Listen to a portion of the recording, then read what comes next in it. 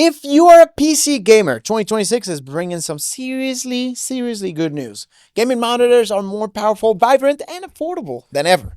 Technologies that used to be $1,000 luxuries are now hitting prices that feel mainstream, creating some of the best value we've ever seen.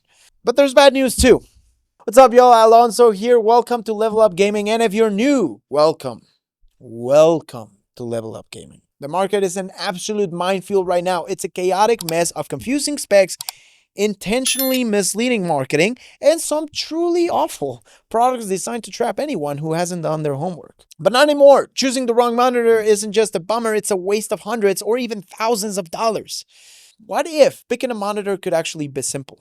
In this video, I'm going to walk you through that entire minefield. We're going to cut through the noise, find the hidden gems that give you incredible performance for your money, and most importantly, I'm going to expose the traps and the bad deals so you don't waste a single dollar. We'll cover everything from the best budget monitors to stunning 4K OLEDs, and I'll even reveal the one spec that manufacturers are still actively lying about. By the end, you'll know exactly which monitor to buy for your setup and which ones to avoid like the plague.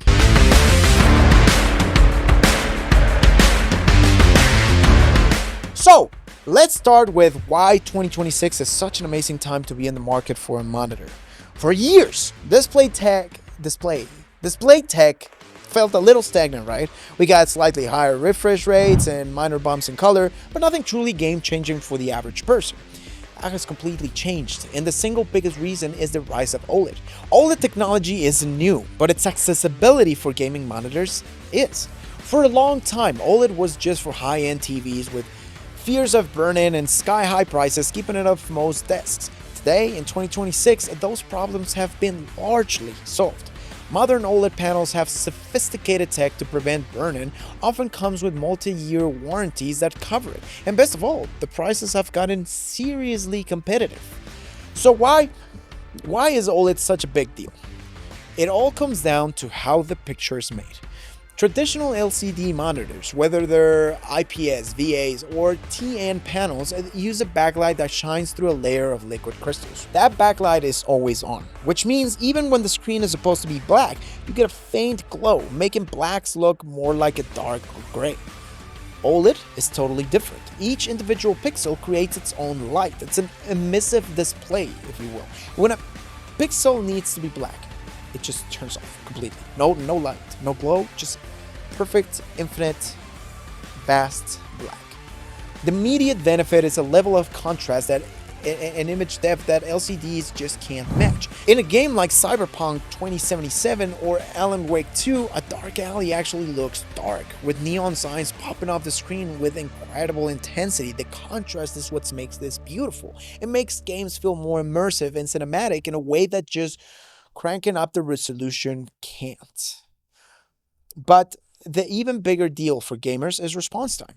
This is how fast a pixel can change from one color to another, because OLED pixels turn on and off almost instantly. The response times are advertised as low as 0.03 milliseconds. This results in unmatched motion clarity. Fast-moving objects have practically zero blur or ghosting, making it easier to track targets in competitive shooters and giving you a buttery-smooth experience in any game.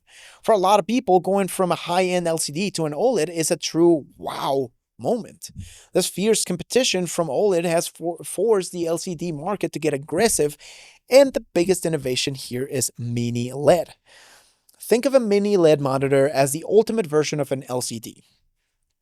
Instead of one backlight or a handful of lighting zones, it uses thousands of tiny LEDs grouped into hundreds of local dimming zones. A model like the AOC Q27G3XMN, for example, features 336 separate zones. These zones can be controlled independently, letting the monitor make parts of the image bright while keeping other parts dark. While it can't achieve the per-pixel perfection of OLED, a good Mini-LED monitor gets incredibly close, offering fantastic HDR performance without any burn-in anxiety and often at a lower price. This tech is the bridge between traditional LCD and OLED, and it's creating some of the best value on the market right now. Now for the reality check. For every amazing monitor out there, there are 5 bad ones waiting for your money. To navigate this market, you have to be an informed consumer because manufacturers are counting on you not being one. The first and most common trap is misleading HDR. You'll see monitors everywhere with HDR slapped on the box, right? But the term has become almost meaningless. The worst offender is VESA's own display HDR 400 certification. This standard is so easy to meet that almost any monitor with mediocre brightness and basic color can get it. A display HDR 400 monitor will technically accept an HDR signal, but it doesn't have the brightness or local dimming needed to actually display a real high dynamic range image. That's HDR for you. When you turn on HDR on one of these, the image often looks washed out, gray, and even worse than just running in standard mode. It's HDR in name only. For a real HDR experience, you need the per pixel local dimming of an OLED or a mini-LED monitor with hundreds of dimming zones, usually certified as display HDR 600 or ideally display HDR 1000. The second trap is response time lies.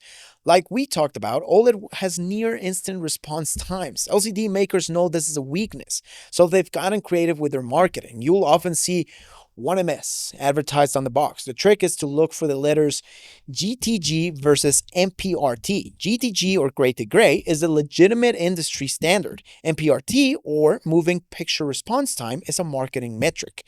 It's achieved with a backlight strobing trick that can reduce motion blur, but it often locks your brightness, disables variable refresh rate, and can cause flickering. A monitor with an 1ms MPRT time might have a true GTG response time of 4 to 5 milliseconds, or even worse. The fastest modern IPS panels can hit a real 1 millisecond GTG, but you have to be suspicious of any monitor that only advertises its MPRT number. Next up is the resolution versus refresh rate trap, and this one is all about knowing your hardware. It's easy to get caught up in the numbers game and think bigger is always better. But buying a 4K 240Hz monitor for a PC with an RTX 4060 is a total waste of money. That GPU just doesn't have the power to push high frame rates at that resolution. Based on tons of testing, to get a steady 60 frames per second at 4K in modern demanding games, you generally need something like an RTX 4070 Super or an RX 7900 GRE. And that's often with the help of upscaling tech like DLSS or FSR. If you have a mid-range card, you're much better off with a 1440p monitor, enjoying high refresh rates and maxed out settings instead of watching a slideshow at 30 frames per second on a 4K screen.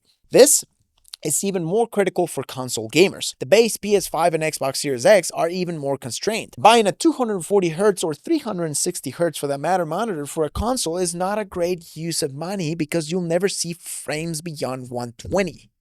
Does that make sense? While the amazing motion handling of an OLED is still a huge upgrade for console players, there's no reason to pay a premium for a refresh rate your console can never really use. Finally, there's the hidden cost of bad design. To hit those super low prices, manufacturers have to cut corners, and it's almost always a stand. Budget monitors often have flimsy, non-adjustable stands that wobble every time you type and offer no height, swivel, or tilt.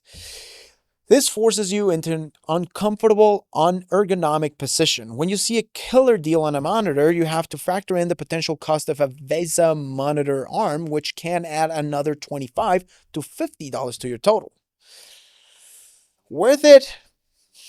You be the judge. Now that you know the traps, let's find the gems.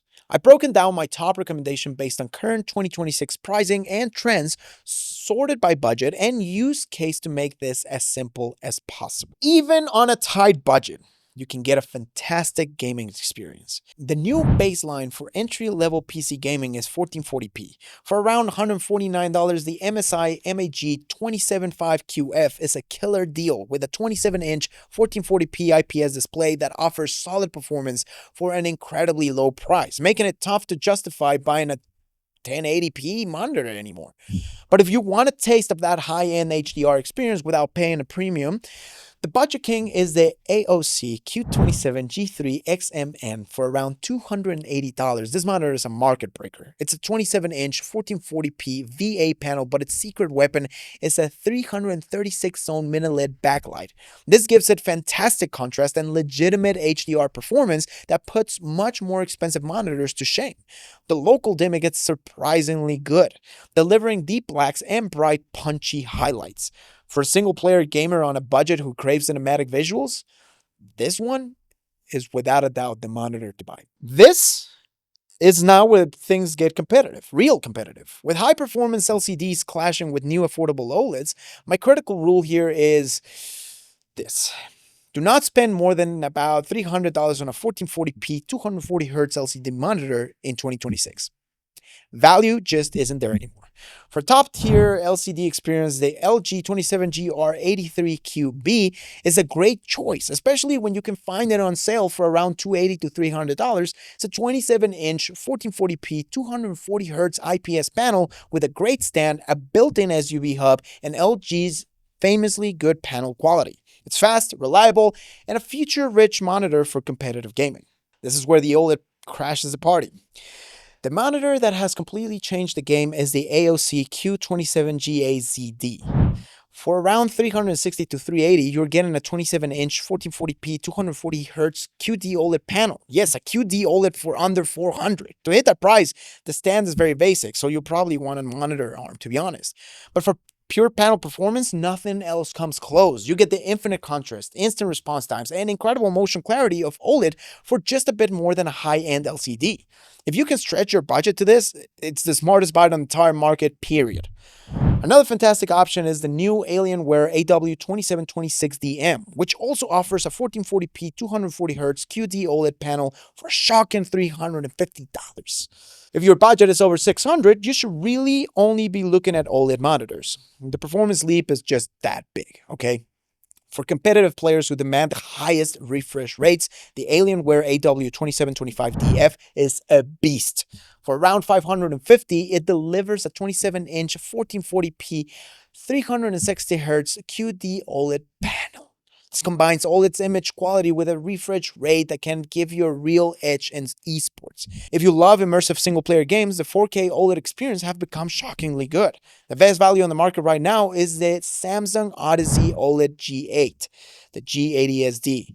You can often find it for around $700 to $750, giving you a 32-inch 4K 240Hz QOLED display. This is a holy grail. The sharpness of 4K with the speed and contrast of OLED. It's a do-it-all monitor that's amazing for everything. For a bit more, around $800 and $900, the Alienware AW3225QF offers a similar panel but adds Dolby Vision and a more premium build, making it another top-tier choice. And a quick but critical tip on these 4K 240Hz monitors: don't waste your money on expensive DisplayPort 2.1 cables. The DisplayPort 1.4 standard that comes with the monitors uses display stream compression. It's a visually lossless technology that provides plenty of bandwidth for 4K at 240 Hz with full color. DP 2.1 offers no practical advantage for gaming today. Final question as always, should I buy now or wait? In 2026, we're seeing the arrival of 4th generation OLED panels from both LG and Samsung. These new panels promise improvements like higher brightness and even better efficiency. Here's my advice. If you see a great deal on a current 3rd generation OLED, take it. The difference between the 3rd and 4th generation is likely to be an incremental step, not the massive leap from LCD to OLED. These new panels will launch at premium prices and will probably take several months to come down. The discounts available right now on proven 3rd gen models represent far better value for your money. So let me bring all of this together. I've thrown a lot of stuff at you. I'm sorry. The monitor market in 2026 is full of incredible opportunities and dangerous traps. The good news is that OLED is no longer a dream. It's an affordable reality that offers a gaming experience that can truly transform your setup. And for those on a budget, Mini-LED is delivering HDR that was unthinkable at its price just a couple of years ago. The bad news is that you have to be smarter than ever. You have to ignore meaningless specs like HDR 400 and MPRT response time. You need to buy a monitor that realistically matches your PC's power or your console's limits. And you have to be willing to look past the brand name to find the real value. If you're building a new setup today, the MSI MAG275QF is your starting point for under $150. If you want the best bang for your buck image quality, the AOC Q27G3XMN and its mini-LED backlight is the answer for under $300. And if you can't afford it, the jump to an OLED like the AOC Q27GAZD for around $360 is the single biggest upgrade that you can make. For the high end, the 4K 240Hz Samsung G80SD is the do-everything champion that offers endgame performance at a price we could have only dreamed of just 2 years ago.